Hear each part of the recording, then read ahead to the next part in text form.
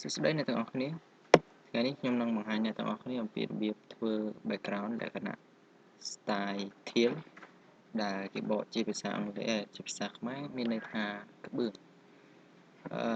ការ design នេះដល់យើងមិនចាំបាច់ត្រូវការប្រើនៅ brush ឬក៏កម្មវិធី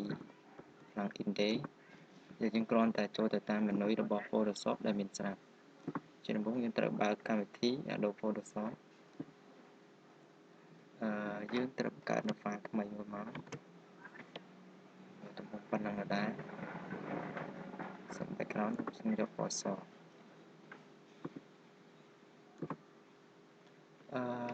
ជាដំបូងយើងត្រូវ select ជ្រើសរើសពណ៌ background ក៏បានឬក៏ foreground color ក៏បានអញ្ចឹងយើងអាចជ្រើសរើស background ទៅ background ទៅselect វា background យើងយកពណ៌នេះទៅ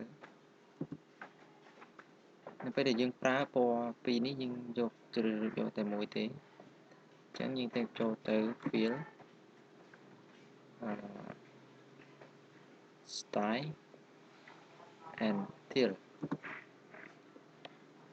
trongចំណុចនេះយើងត្រូវកំណត់នៃចំនួនចាចេញរបស់ teal ហ្នឹងគឺ10ហើយនេះ maximum របស់ teal ដែលចេញពី offset នេះគឺយើងកំណត់ 10% ក៏បានត្រង់នេះយើងត្រូវ select យកមួយគឺបើយើង select យក background color គឺយើង select យកពណ៌ក្រោយប៉ុន្តែបើយើង select យក font color យើងយកពណ៌នៅខាងលើអញ្ចឹងខ្ញុំជ្រើសរើសយកពណ៌មួយ background អូខេនោះអ្នកនឹងបាន background មួយគេហៅថា teal នេះមានលក្ខណៈបែបនេះបើសិនបើក្នុងករណីយើងចង់ឲ្យវាមានលក្ខណៈក្រាស់ជាងមុនយើងចូលទៅ filter ដដែលហើយចុចពាក្យ teal នោះវានឹងឡើងមួយកម្រិតទៀត